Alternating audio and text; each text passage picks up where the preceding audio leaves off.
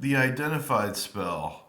Uh, yeah, it was a troublesome spell then, but we will go through the original and then I will basically show you what I did to make the spell easier to use or change in, you know, my own way.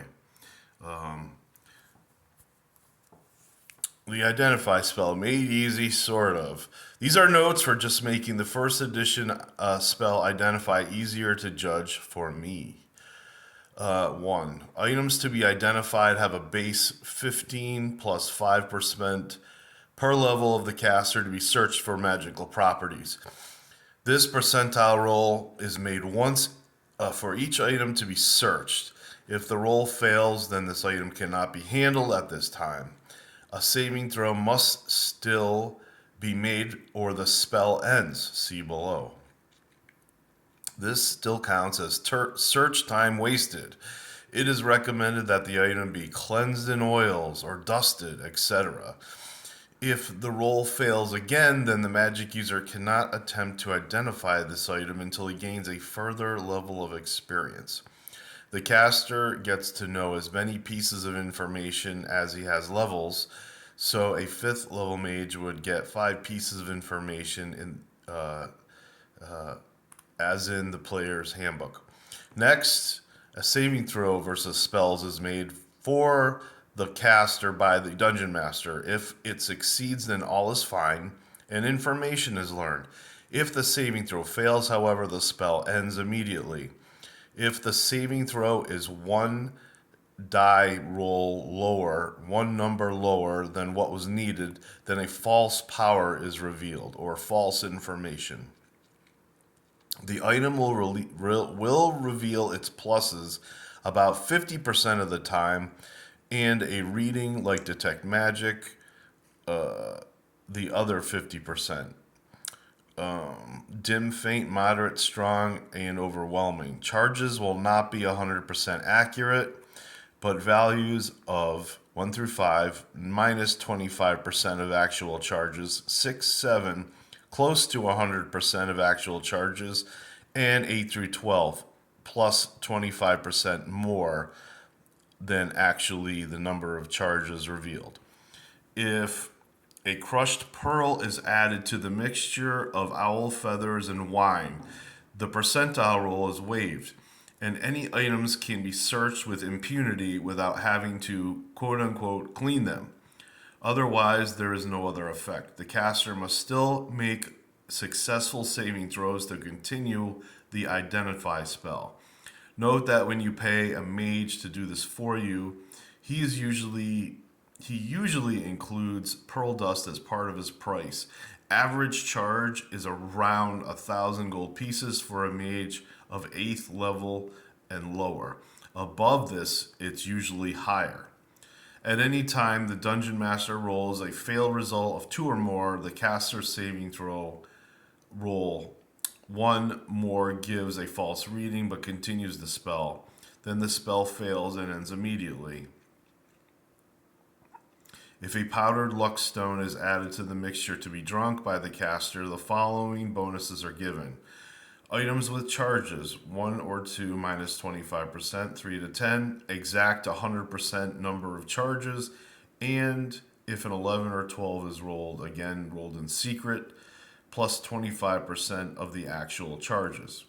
All pluses on the magic items are known, and saving throws are at plus 4 on the dice to make the roll for the wizard saving throw to get the accurate information.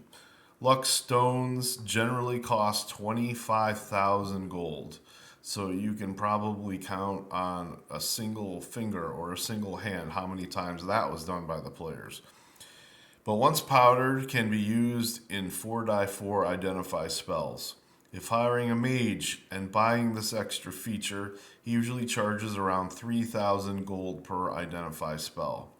In other words, you could still spend the 3,000 plus whatever else he's going to charge, and if the spell fails, well, you just spent a whole bunch of money for nothing. Other Order of known information. Usually, but not always, the name is found first, but other information is randomly given deeper into the item. And that's it. For my rewriting of the spell, identify, rewrite, divination, level 1, and so on and so forth. When cast, the identify spell can discover whatever magic properties any object may have. The item or object to be identified must be touched by the caster, but does not have to be worn or wielded. For each level of the caster, one of the aspects of the item may be learned. So, in other words, the number of saving throws is dependent on the level of the caster. For each level of the caster, one of the aspects of the magic item may be learned as long as the spell remains functioning. Each item of information to be learned, however, will only be given if the caster makes his or her saving throws versus spell during this both physically and mentally taxing ordeal. Saving throws are made by the dungeon master for the magic user. When a saving throw fails by 1, the spell continues, but false information is learned. And when failing by 2 or more, the spell ends. This form of identify spell cannot reveal cursed items.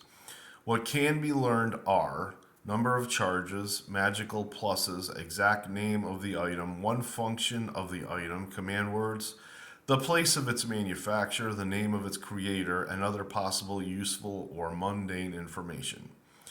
The spell's information comes to the caster in various voices only heard by him or her alone. If a pinch of powdered luckstone is added to the casting, a +4 is added to the caster's saving throw, and each successful save reveals 2 facts about the magic item with no false information given.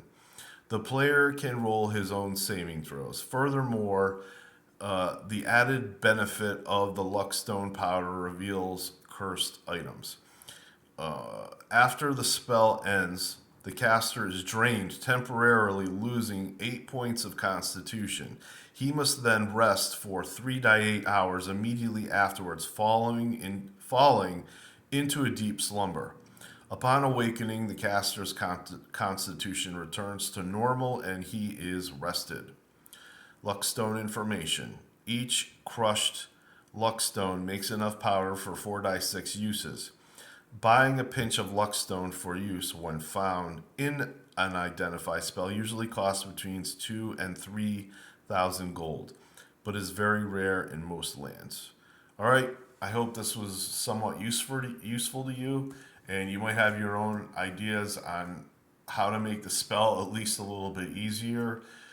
This is just what I've chosen to do after many, many years.